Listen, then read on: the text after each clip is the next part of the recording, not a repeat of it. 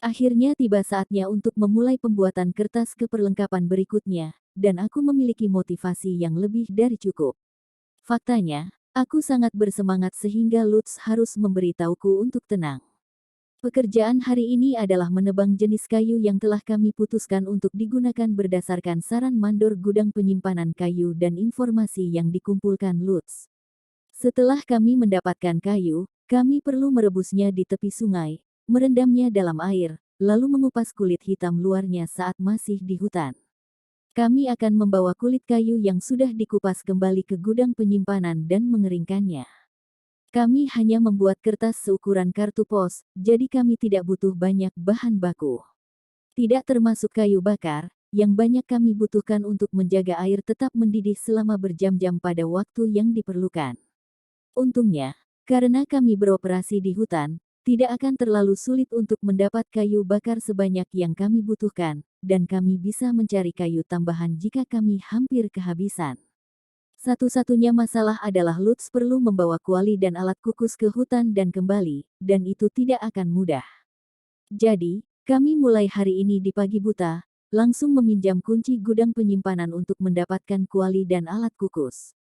Kami juga akan bekerja di gudang penyimpanan usai kembali dari hutan, jadi kami melanjutkan dan memberitahu Mark bahwa kami akan membawa kuncinya untuk sementara waktu.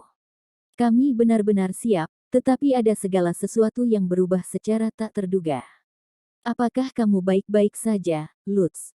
Ya, jawab Lutz, tapi dia sama sekali tidak terlihat baik-baik saja dengan alat kukus dan kuali terikat ke keranjang di punggungnya. Dia tampak seperti akan terjepit setiap saat. Akar kegagalan kami sederhana. Saat membeli kuali dan alat kukus, kami memastikan untuk mengincar berat yang bisa Lutz bawa. Dan memang, di kedua titik, Lutz mengambil itu dan berkata bahwa dia akan mampu membawanya. Tapi kami tidak pernah mempertimbangkan betapa beratnya itu ketika diikat bersama dalam satu keranjang untuk dibawa sekaligus. Haruskah aku membawa alat kukusnya? Itu terlalu berat untukmu. Jika itu terlalu berat bagi Lutz, itu pasti terlalu berat untukku. Yang bisa aku lakukan hanyalah memberinya dukungan emosional sambil berhati-hati agar tidak terlalu memaksakan diri saat berjalan ke hutan. Seperti biasa, Lutz dan aku memulai perjalanan kami ke hutan dengan sekelompok besar anak-anak kecil. Apa itu, Lutz? Apa yang akan kamu lakukan di hutan? Anak-anak kecil, yang belum pernah melihat alat kukus sebelumnya, penasaran dengan barang-barang di keranjang Lutz. Kami akan membuat sesuatu dengan kuali dan alat kukus ini. Keranjang itu pasti sangat berat. Jawaban Lutz singkat dan sederhana, yang membuatnya terdengar marah, tetapi anak-anak kecil yang penasaran terus mencecar dengan pertanyaan. Hah? Apa yang akan kamu buat? Sesuatu yang keren. Tidak, ini bagian dari ujianku demi bisa magang. Jangan sampai menghalangi jalan kami. Oh baiklah, mengerti. Semoga beruntung, Lutz. Aku pikir badai pertanyaan tidak akan pernah berakhir, tetapi begitu anak-anak kecil itu mengetahui bahwa magang Lutz sedang dipertaruhkan, mereka segera memberinya ruang. Aku bertanya pada Lutz mengapa itu terjadi, dan tampaknya, meskipun sebagian besar pekerjaan ditentukan oleh koneksi orang tua, tempat kerja yang lebih populer cenderung dibanjiri pelamar. Terkadang dalam situasi seperti itu orang tua akan beralih ke pilihan lain, tetapi sebaliknya pelamar diberikan tes untuk menentukan siapa yang akan mendapatkan magang. Itu adalah kesepakatan yang tak terucap, tetapi tegas di antara anak-anak kecil bahwa mereka tidak akan mengganggu tes magang. Itu berisiko tes mereka sendiri akan balas dibuat kacau, dan mereka akan kesulitan mencari kerja jika desas-desus tentang mereka mengganggu tes orang lain menyebar. Bagus, bagus. Aku kira setiap masyarakat seperti ini akan memiliki tempat kerja populer di mana orang-orang akan berusaha untuk bisa masuk dan berusaha meningkatkan peluang mereka. Kami melihat Otto di gerbang dan dia mendoakan peruntungan kami. Dia pasti melihat barang-barang di punggung Lutz dan menebak bahwa kami mulai membuat kertas. Kami akan melakukan yang terbaik. Ayah. Sampai jumpa. Ayah sedikit cemburu akhir-akhir ini karena aku dan Lutz menghabiskan begitu banyak waktu bersama. Ketika aku melambaikan tangan padanya, dia melambai balik dengan ekspresi yang merupakan campuran meringis dan seringai. Itu adalah ekspresi yang memperjelas bahwa dia tidak suka dengan kedekatanku dengan Lutz dan Otto saat ini, tetapi masih senang melihat putrinya melambaikan tangan padanya. Aku sangat lelah. Itu jauh lebih berat dari yang aku kira.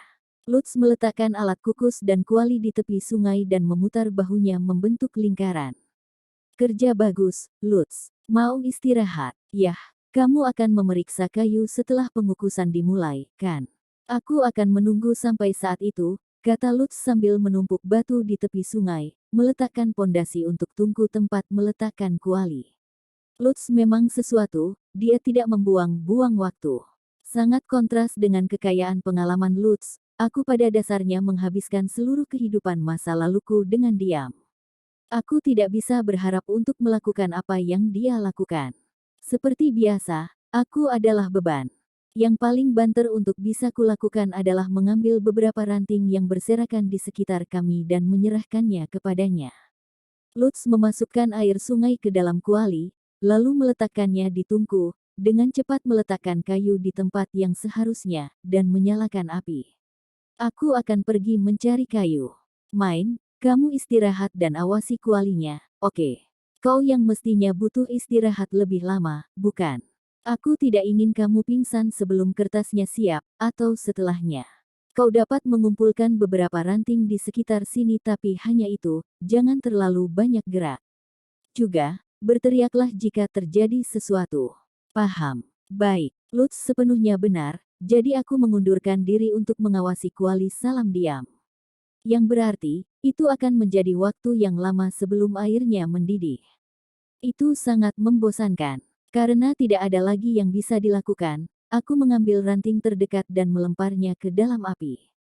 Setelah ranting di dekat kuali habis, aku meningkatkan pencarian lebih jauh darinya sedikit demi sedikit ketika tiba-tiba aku menemukan buah merah yang tampak seperti delima setengah terkubur di tanah.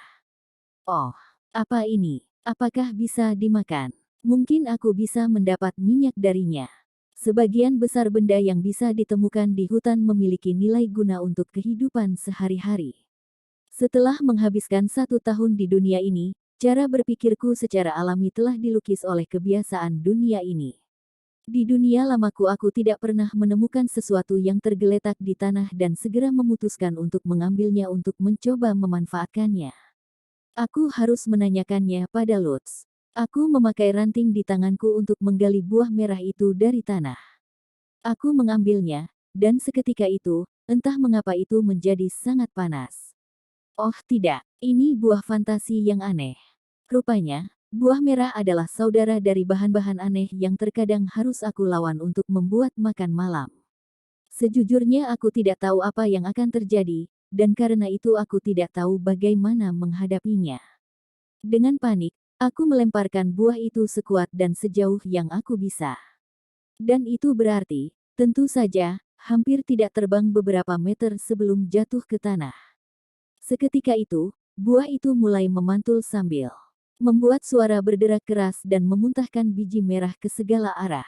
Aku melihat sekeliling dan melihat beberapa tanaman yang tumbuh dari tanah di sekitarnya.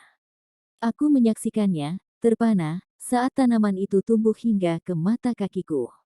Apa yang sedang terjadi? Ada apa dengan tanaman ini? Pemandangan sangat-sangat aneh itu membuatku lari dengan bingung, berteriak. Lutz, Luwaj, ada yang sedang terjadi. Ada apa, Main? Lutz, yang tampaknya berada tak jauh dariku, berlari ke arahku sambil mendorong banyak ranting. Dia melihat ke arah yang aku tunjuk dan, darah mengalir dari wajahnya, dia meniup peluit. Itu trombe. Apa itu? Tidak ada waktu untuk menjelaskan. Kata Lutz sambil mengayunkan pisau dan menebang tanaman itu. Itu sudah tumbuh setinggi lutut kami dan tidak menunjukkan tanda-tanda akan berhenti. Jelas bahwa itu sangat berbahaya. Main, kamu pergi menunggu di seberang sungai, oke? Oh oke. Situasinya tidak memberi kami waktu untuk banyak bicara. Aku mematuhi instruksi Lutz dan berlari ke sungai. Sepanjang jalan aku segera menemukan anak-anak lain yang bergegas ke arah kami, setelah mendengar peluit Lutz. Apa yang terjadi? Tunggu, trombe. Cepat tebas. Seperti biasa, hanya aku yang tidak mengerti apa yang sedang terjadi. Semua anak-anak yang memulung mengenali tanaman yang terus berkembang biak dan segera berlari ke arahnya, dengan berbekal gunting kebun dan pisau di tangan. Aku duduk di dekat pot dan menyaksikan semakin banyak anak-anak yang menebas tanaman itu. Alasannya, aku pikir membakar tanaman akan jauh lebih efektif daripada menebasnya, atau setidaknya, itu akan menjadi alasanku untuk tidak lari ke seberang sungai. Pada kenyataannya, aku benar-benar kehabisan napas setelah berjalan kurang dari 1 menit. Sepertinya sudah tidak tumbuh lagi. Saat aku menghabiskan beberapa waktu di tepi sungai, anak-anak lain selesai menebas tanaman yang tumbuh dengan cepat itu. Mereka menyapu pandangan ke sekitar untuk memastikan mereka tidak melewatkan sesuatu. Kelihatannya baik-baik saja sekarang, tetapi mungkin ada trombe lain di dekatnya. Hati-hati saat memulung dan tiup peluit kalian jika terjadi sesuatu. Anak-anak bubar untuk kembali memulung dan Lutz berjalan ke arahku. Aku akan bertanya mengapa kamu tidak pergi ke seberang sungai, tapi kurasa itu terlalu berlebihan untukmu. Itu terlalu berlebihan. Aku bernapas jauh lebih keras daripada Lutz, meskipun dialah yang baru saja mengayunkan pisaunya tanpa henti. Jika seseorang yang tidak mengenalku melihat kami sekarang, mereka mungkin akan mengira aku telah berjuang di garis depan. Lutz, apa itu? Trombe. Rupanya, trombe adalah tanaman yang tumbuh sangat cepat. Jika tidak ditebas saat mereka mulai tumbuh, mereka akan menyedot nutrisi dari seluruh area tanah di sekitarnya. Trombe bisa tumbuh menjadi sangat besar sampai-sampai tidak bisa ditebang manusia biasa. Dalam hal ini Night Order perlu dipanggil untuk menghancurkannya. Wow, tempat ini memiliki Night Order. Dunia fantasi memang seperti yang kuduga. Tetap saja, itu aneh, kata Lutz, duduk di atas batu di tepi sungai dan mengatur napas. Masih terlalu dini untuk kemunculan trombes. Biasanya mereka hanya tumbuh saat musim gugur. Yang itu juga tumbuh sangat cepat. Tapi tanah sekitar tempat itu tidak terlihat seperti rusak atau semacamnya. Hah, ayolah, ada apa denganmu? Tidakkah menurutmu itu aneh? Lutz memelototiku, tampak frustrasi pada tanggapan keringku. Tapi apa yang dia pikirkan? Itu pertama kalinya aku melihat trombe, jadi aku tidak tahu apa yang aneh dan apa yang normal. Secara umum bagiku trombe sudah aneh, dengan akar-akaran yang tumbuh di mana-mana dan tumbuh begitu cepat. Maksudku, aku belum pernah melihat yang seperti itu sebelumnya. Aku tidak tahu apakah ada yang berbeda atau semacamnya. Oh, benar. Kamu baru mulai pergi ke hutan musim semi lalu.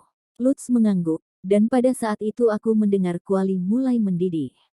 Lutz, kayunya. Seharusnya ada di sekitar, di sana. Lutz menunjuk ke tempat trombe itu muncul, lalu menundukkan kepalanya dengan frustrasi. Kayu yang dia potong sambil menunggu air mendidih tidak ditemukan dimanapun, hilang saat dia berlari untuk mencari teriakanku. Hei, Lutz, ingin coba membuat kertas dari trombe. Semua orang meninggalkannya begitu saja di sana sehingga ada banyak, dan karena kau memotongnya segera setelah tumbuh, seratnya mungkin sangat lembut. Ide bagus. Memotong lebih banyak kayu sekarang akan sangat sulit. Aku menaruh beberapa tanaman trombe di dalam alat kukus dan meminta Lutz meletakkannya di atas kuali. Yang harus kami lakukan adalah menjaga nyala api agar airnya terus mendidih. Aku melemparkan ranting-ranting yang telah aku kumpulkan ke dalam api sedikit demi sedikit sementara Lutz mengawasinya. Maaf, tapi apa kau bisa jaga apinya sebentar? Aku akan pergi coba mencari kayu yang hilang. Oke, baiklah. Lutz, setelah sedikit pulih dari istirahat, berdiri dan pergi untuk mencari kayu yang telah dia tinggalkan saat dia panik. Aku mengambil ranting dengan tangan dan melihat ke api. Lama-kelamaan, aku menjadi lebih baik dalam menangani pembakaran sehingga tidak menjadi terlalu besar, tetapi aku sering mengalihkan pandanganku sesaat agar api tidak di luar terkendali. Hah, kompor gas sangat enak. Pemanas listrik dan barang-barang pada dasarnya memang sakti, sungguh. Pemanasan induksi, bagaimana cara kerjanya? Lutz lanjut memulung saat trombe direbus. Rupanya hutan menumbuhkan lebih banyak tanaman yang dapat dimakan begitu musim panas berakhir dan musim gugur dimulai, jadi ketika kami bertukar tugas jaga kuali, aku pergi untuk memulung apapun yang menarik perhatianku. Aku menemukan banyak barang, Lutz. Menurutmu ini semua bagaimana? Ayo kita lihat, sial, main. Tunjukkan semuanya. Aku perlu memastikan itu semua bisa kita bawa pulang. Ekspresi Lutz menajam setelah dia melihat apa yang aku bawa saat kembali, dan tampaknya, sekitar sepertiga dari tanaman itu beracun. Yang ini tidak bagus. Itu akan membuat anggota badan kesemutan dan kau tidak akan bisa bergerak selama 3 hari. Ini juga tidak baik. Itu akan membuat perutmu sakit selama 2 hari. Ini lebih buruk, mulutmu akan berbusa dan mati jika memakannya. Main, jika kamu tidak mempelajari benda-benda ini, kamu akan mati karena racun sebelum penyakit menyerangmu. Dia benar. Jika tidak mempelajari tanaman-tanaman ini dengan benar, aku dan keluargaku akan mati. Karena aku tidak punya pilihan selain tetap hidup di dunia ini, aku perlu meningkatkan prioritas, membedakan benda beracun, dalam daftar hal yang harus aku lakukan. Tanpa pemandu lapangan, aku perlu belajar dari bimbingan seseorang. Aku akan berusaha sebaik mungkin, kalau begitu aku membutuhkanmu untuk mengajariku. Ya, kami samar-samar mendengar suara bel dari arah kota, jadi kami melepas alat kukus. Ada cukup uap untuk bisa memanaskan wajahku, tetapi hanya melihat saja tidak cukup untuk mengetahui apakah kayunya sudah cukup dikukus. Bagaimana kelihatannya? Aku tidak yakin, tapi aku akan coba memasukkannya ke sungai dan mengupas kulitnya. Aku mencelupkan kayu ke sungai dan coba mengupas kulit kayu saat masih panas. Itu berhasil tanpa pecah, lebih mudah dari yang aku duga. Kami mungkin telah menemukan bahan yang bagus. Kayu trombe ini mungkin cocok untuk membuat kertas. Tidak ada yang tahu di mana mereka akan muncul, jadi tidak ada yang tahu apa kita akan selalu bisa mendapatkan trombe muda sebelum mereka tumbuh membesar. Aduh, kalau gitu ini pasti tidak akan berhasil. Aku menghela nafas, memikirkan kembali bagaimana trombe itu muncul tiba-tiba. Gawat, akan sempurna jika kami bisa mengolahnya entah bagaimana caranya. Hei, main. Apakah hanya itu yang harus kita lakukan hari ini? Sekarang kita harus menunggu kulit kayunya mengering. Oke, aku akan serahkan kulitnya padamu sementara aku membersihkan kuali ini. Lutz mulai mencuci kuali dan alat kukus di sungai agar kami bisa pergi. Duduk di tepi sungai dan mengupas kulit kayu ternyata sangatlah menyenangkan, jadi aku bersenandung sambil mengupasnya. Sudah waktunya kembali ke kota, jadi aku memasukkan kulit kayu ke dalam keranjang bersama dengan berbagai benda yang telah aku pungut. Lutz menguatkan dirinya dan mengangkat kuali dan alat kukus di punggungnya. Dia telah mengumpulkan barang-barangnya, jadi baginya perjalanan pulang akan lebih berat daripada saat berangkat. Lutz dan aku sama-sama terhuyung-huyung saat kembali ke kota, lalu berpisah dari anak-anak lain untuk pergi ke gudang penyimpanan. Dia membuka kunci pintu dan menaruh barang-barangnya. Ini sangat berat. Barang-barang yang kau kumpulkan bertambah banyak, ya. Aku berharap aku bisa membawakannya, sayangnya. Membawa bahan-bahan yang aku pungut sendiri adalah hal terbaik yang bisa kulakukan. Aku tidak punya kekuatan untuk disisihkan. Kami duduk di lantai gudang penyimpanan. Lutz mengeluarkan beberapa kulit pohon hitam ke atas pantai dan melambaikannya ke arahku. Hei, main. Bagaimana kita bisa mengeringkan benda ini? Dan di mana? Aku masih memikirkannya. Dalam benakku, aku memikirkan pengeringan kulit kayu dengan cara menggantungnya di tiang tengah seperti jerami padi, tetapi kami tidak memiliki tongkat untuk digunakan seperti itu. Aku melihat sekeliling, mencari sesuatu yang bisa kami gunakan, dan kemudian meletakkan tangan di bahu Lutz.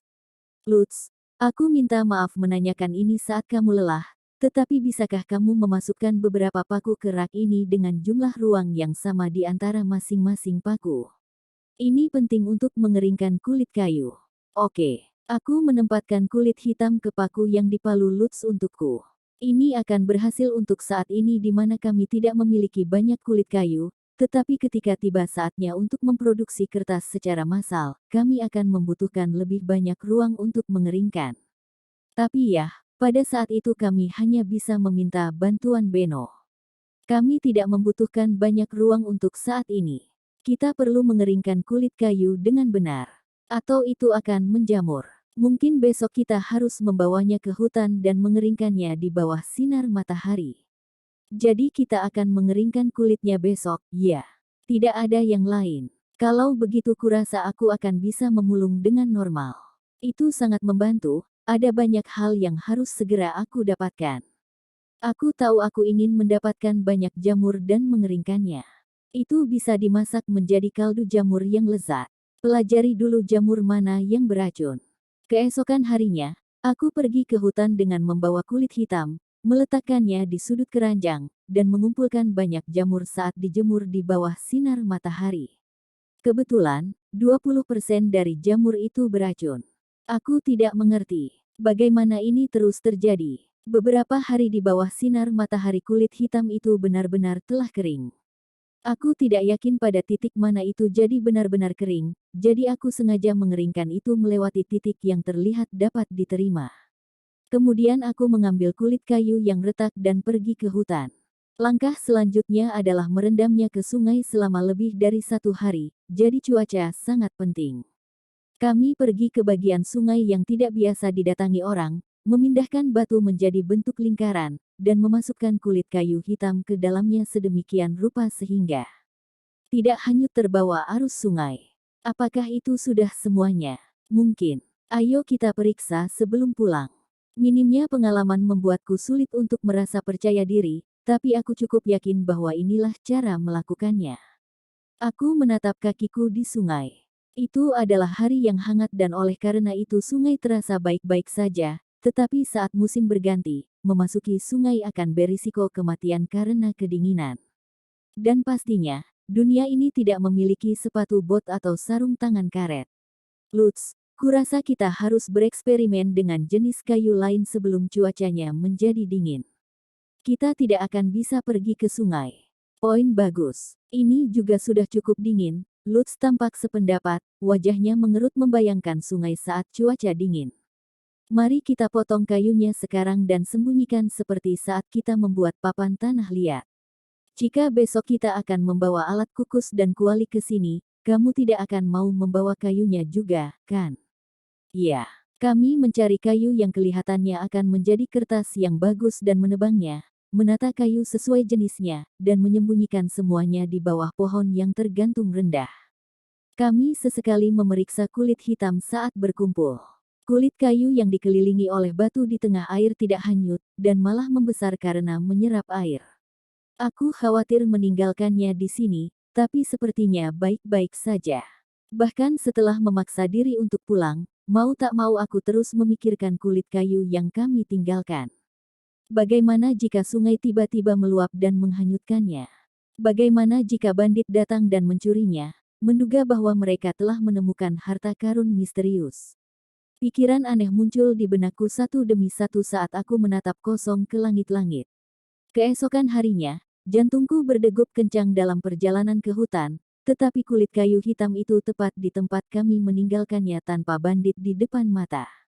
Wah, aku sangat senang itu masih di sini. Petik 2. Jadi bagaimana sekarang? Lutz mengambil kulit kayu yang membesar dan memiringkan kepalanya. Kita kupas lapisan luar kulit kayu dengan pisau hingga menyisakan kulit putih yang ada di bagian dalam. Tapi pertama-tama, ayo kita mulai mengukus kayu yang kemarin. Kita bisa mengerjakan kulit kayu sembari kayunya dikukus.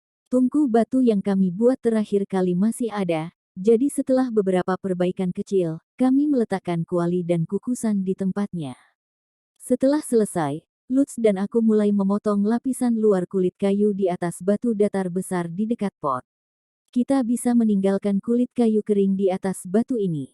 Ayo kita coba menyelesaikan pengupasan kulit kayu putih selagi masih hangat. Oke, kami meletakkan kulit hitam di atas batu dan mengupas kulit hitam, hanya menyisakan kulit putih yang ada di bagian dalam. Rasanya seperti mengupas urat daging ayam. Tapi kulit kayu itu tidak terlalu kuat, jadi patah di tengah jalan.